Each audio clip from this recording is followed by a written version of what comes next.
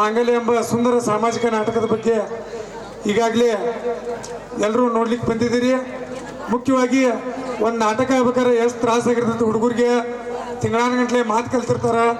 ಏನೋ ಒಂದು ನಾಟಕ ಮಾಡ್ತ ಮುಂದೆ ಹೆಚ್ಕೊಂಬ ಆಗ್ಬೋದು. ಅವರು ನಿಮ್ಮ ಮನೆ ಮಕ್ಕಳು ಅಂತ ಹೇಳಿ ತಿಳ್ಕೊಂಡು ನೀವು ಅದನ್ನು ಸ್ವೀಕರಿಸ್ಬೇಕಾಗತ್ತಿ. ಮತ್ತು ಈ ನಾಟಕದಾಗ ಒಳ್ಳೆ ಪಾತ್ರಗಳು ಬರ್ತಾವ, ಕೆಟ್ಟ ಪಾತ್ರಗಳು ಬರ್ತಾವ. ಒಳ್ಳೆ ಪಾತ್ರವನ್ನು ಮಾತ್ರ ಸ್ವೀಕರಿಸ್ಕೊಂಡ ಕೆಟ್ಟ ಪಾತ್ರವನ್ನು ನೀವು ಇಲ್ಲೇ ಬಿಟ್ಟು ಹೋಗ್ಬೇಕಾಗ್ತದೆ. ಯಾಕಂದ್ರೆ ಈ ನಾಟಕದಾಗ ಬಡವನ ಪಾತ್ರ ಇರ್ತೈತಿ, ಶ್ರೀಮಂತನ ಪಾತ್ರ ಇರ್ತೈತಿ.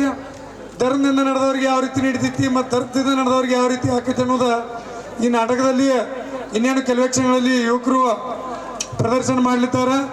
ಈ ಒಂದು ಬೀರೇಶ್ವರನ ಒಂದು ಜಾತ್ರೆಯ ನಿಮಿತ್ತವಾಗಿ ಈ ನಾಟಕವನ್ನು ಹಮ್ಮಿಕೊಳ್ಳಲಾಗಿದೆ. ಈಗಾಗಲೇ ಸಹೋದರರಂತ ಕಲ್ಮೇಶ್ ಗಾಂಧಿ ಅವರು ಹೇಳಿದಂಗೆ ಕುರುಬರು ಕಂಬಳಿ ಮೀಸರ ಮಳೆ ಕಿತ್ತು ಈಗ ಬಿರಾದವ್ರ ಜಾತ್ರೆಗೆ ಭಂಡಾರ ಹರಿದಕ್ಕೆ ಮಳೆ ಆಗೈತಿ.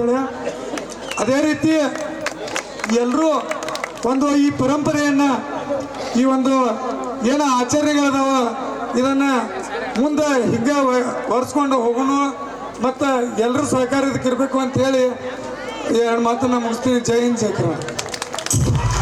ಚಿಕ್ಕದಾಗಿದ್ರು ಕೂಡ ಚೊಕ್ಕದಾಗಿ